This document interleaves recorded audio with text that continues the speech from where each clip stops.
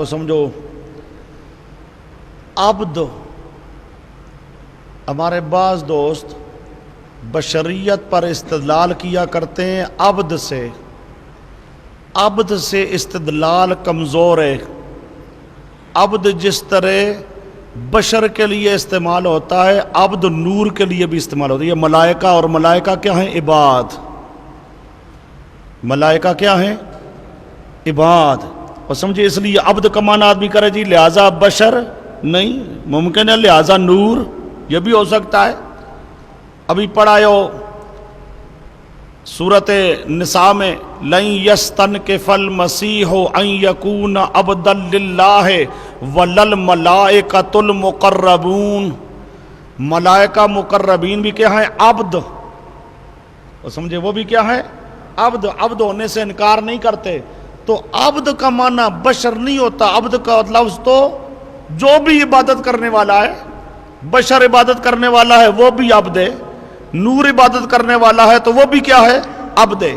تو عبد سے استدلال کمزور ہوتا ہے. وہ کو بات سمجھ آ رہی ہے؟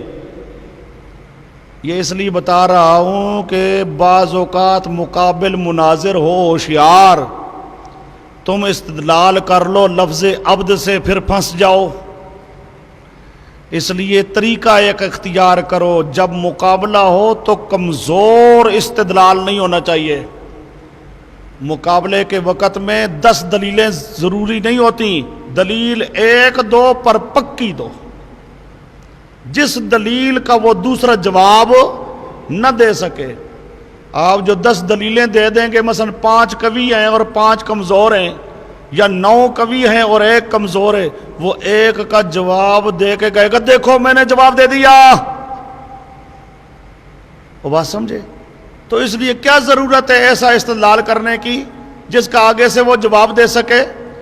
تم استدلال کرو، 10 نہ کرو، 1 کرو، 2 کرو، پکا کرو جس کا دوسرا جواب نہ دے سکے.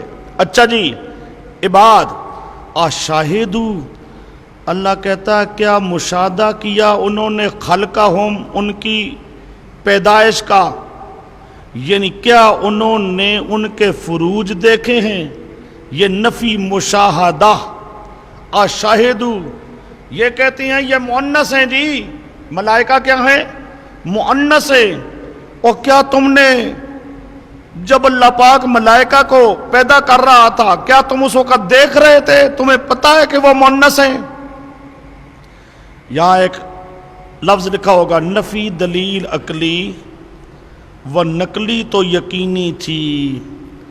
عقلی دلیل بھی اس پر نہیں ہو سکتی، نقلی دلیل بھی نہیں ہو سکتی، بات مشاہدے کی ہو سکتی تھی. اس لیے اللہ پاک نے یہاں پر ذکر کیا ہے کس کا؟ مشاہدے کا. وہ سمجھے؟ اب ملائکہ مؤنث ہیں، ملائکہ مؤنث ہیں، اس پر کوئی عقلی دلیل، اس پر کوئی نقلی دلیل یہ تو ہو نہیں سکتی تھی. وہ سمجھے؟ یہ تو وہ پیش کر سکتے ہی نہیں تھے. اس لیے اللہ پاک نے ذکر کیا کس کا؟ مشاہدے کا. کیا جب میں پیدا کر رہا تھا تم دیکھ رہے تھے؟ تمہیں پتا ہے کہ وہ مؤنث ہیں؟ کیا مطلب؟ یعنی مشاہدہ بھی تم نے کیا نہیں ہے. وہ سمجھے؟ معاشہ بھی تم نے کیا، نہ عقلی دلیل ہے، نہ نقلی دلیل ہے، نہ مشاہدہ ہے، تو خواہ کیوں کہتے ہو کہ مؤنث ہیں؟ ستکتب شہادتہم، لکھی جائے گی شہادت تمہاری، شہادت ان کی، وہم یسألون، اور سوال کیے جائیں گے. یعنی اگر کوئی ہے شہادت تو پیش کرو، پر شہادت تمہارے پاس کوئی نہیں. وَقَالُوا لَوْ شَاءَ الرَّحْمَنُ، یہ شکوہ نمبر، یہ آ رہا ہے فساد نمبر 4، عبودیت معبودیت والا، اور اس میں آ رہا ہے شکوہ.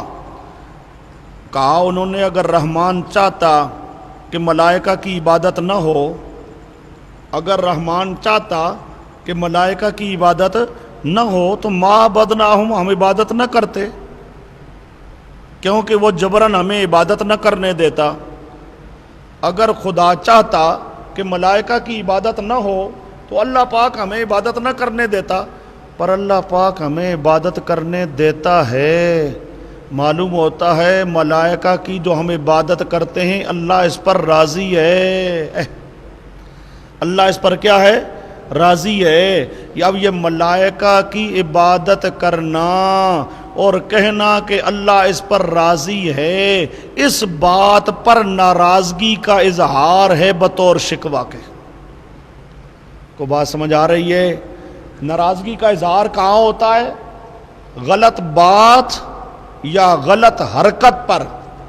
غلط بات پر ہو تو شکوہ ہے، غلط حرکت پر ہو تو زجر ہے. اب یہاں غلط بات ہے ان کی، اور سمجھے، اس لیے اس پر کیا ہے؟ ناراضگی کا اظہار ہو رہا ہے. یہ جو تم کہتے ہو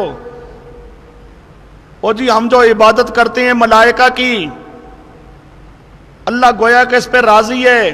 اگر اللہ راضی نہ ہوتا تو ہمیں عبادت نہ کرنے دیتا نا جی، لیکن اللہ ہمیں عبادت کرنے دیتا ہے. معلوم ہوتا ہے اس عبادت پر کیا ہے؟ شرک پر راضی ہے. وہ سمجھو اس شرک اور کفر پر اللہ کیا ہے؟ راضی ہے. یہ شرک اور کفر پہ راضی ہونا، ان کا یہ کہنا کہ شرک پر، غیر اللہ کی عبادت کرنے پر اللہ راضی ہے، یہ کہنا ایک غلط بات ہے. اس غلط بات پر ناراضگی کا اظہار کیا جا رہا ہے بطور شکوہ کے. یہ تو بات شکوے کی آ گئی. اب یہاں پر ایک بات سمجھو، سوال